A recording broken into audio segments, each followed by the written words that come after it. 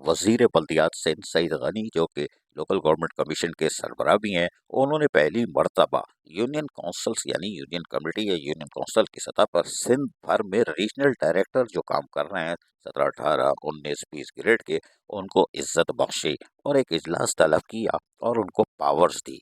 Powers देने का मतलब ये था कि वो जो सिर्फ इकोसिस्टम होते थे, माजी में काय काय करते थे और रीजनल डायरेक्टर कुछ भी नहीं कर सकते थे, किसी को सस्पेंड नहीं कर सकते थे। और कोई अच्छा काम करते थे तो लोकल गवर्नमेंट ऊपर से फर्स्ट फ्लोर और सेकंड फ्लोर वाले उनकी ऐसी तैसी मट्टी पलीत कर देते थे। यानी उनके वो जो काम करते थे वो यकीनी तौर पर गुड गवर्नेंस के लिए करते थे माजी के रीजनल डायरेक्टर्स, लेकिन उनकी अहमियत कुछ नहीं होती थी। लेकिन वजीर बल्दियात सिंध सईद गनी ने मौजूदा अपने दौर में रीजनल डायरेक्टर्स को पावर दी और यकीनी तौर पर इस पावर को इस्तेमाल करने के लिए उन्होंने कुछ हिदायतें जारी की थीं। और हिदायतें जारी करने का मकसद ये था कि माजी का उनको पता था कि माजी में जो कुछ होता रहा, यानी कि यूनियन कमेटी में जो लूट मार मची हुई थी, उसको रीजनल डायरेक्टर अस खुद फॉलो करते थे। यानी कि वो रीजनल डायरेक्टर भी पैदागिरी में लगे हुए थे और पैदागिरी करते थे। नतीजा ये हुआ कि मौजूदा रीजनल डायरेक्टर पावर मिलने के बाद, हमने आपको बताया था, रमज़ान पठान ने, जो रीजनल डायरेक्टर कराची हैं, उन्होंने 31 दिसंबर 2024 को तमाम सेक्रेटरीज जो सूजी सर्विस से यानी कि यूनियन कमेटियों से ताल्लुक़ रखते हैं कराची की, उनको लेटर लिखा था कि साहब आप प्रोड्यूस करें सारा सामान रिकॉर्ड हमें। और इसके लिए उन्होंने लोकल गवर्नमेंट एक्ट का हवाला दिया था, बैंक का स्टेटमेंट, बैंक कैश बुक और फला फला, यानी सारी डिटेल मांगी। और तुमने आपको तफसील से बताया भी था कि वो 6-7 डीएमसीज के तौर पर जो यूनियन कमेटीज़ कराची में काम कर रही हैं, उनको तारीख भी बताई थी कि 6 जनवरी को ईस्ट है और इसी तरह 7वें पे केमाड़ी 27 जनवरी को होगा। और उसमें मोहतरम रमज़ान पठान ने चिड़िया भी बढ़ाई थी और माशाअल्लाह कोई बात नहीं। लेकिन हम ये कह सकते हैं कि चलो यूनियन कमेटियों को बचाने का ये एक हर हो सकता है कि चलो भाई आप अपना हिसाब किताब दो। यकीन तौर पर इसमें पैदागिरी नहीं हो सकती अगर यूनियन कमेटियों को बचाना है।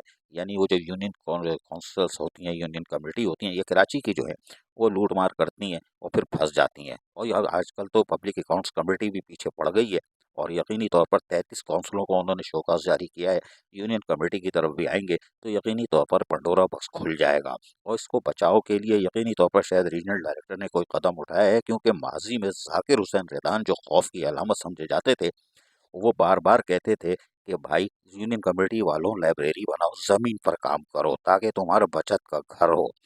डायरेक्टर ऑडिट को, लोकल फंड ऑडिट को भी कहते थे भाई ये ड्यूल पेमेंट हो रही है, यानी कि यूनियन कमेटी भी कर रही है, डीएमसी भी कर रही है, वाटर बोर्ड भी कर रहा है, मेट्रोपॉलिटन कॉरपोरेशन भी कर रही है, इसको रोको।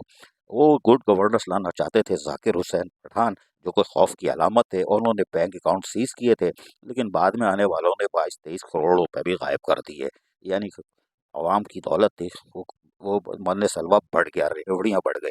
इसने खाया क्या खाया वो अलग हम बताएंगे। लेकिन जाकिर हुसैन रिदान जो थे वो कोशिश करते थे, खौफ की अलामत थे, गुड गवर्नेंस लाने की कोशिश करते थे। उनके साथ जो कुछ हुआ वो सबको पता है, माजी का हिस्सा बन गया है, इस पे ज़्यादा बहस में नहीं पड़ते। लेकिन मौजूदा रीजनल डायरेक्टर कराची ने अगर ये कदम उठाया है तो फिर उनको ये चाहिए कि यूनियन कमेटी का हिसाब किताब रखें कि माजी की तरह लूट मार ना हो, कि अकाउंट सीज हो और फिर कोई दूसरा आके खुलवा दे और 20-22 करोड़ 23 करोड़ रुपए हड़प कर जाए और कोई एहतसाब करने वाला ही नहीं हो।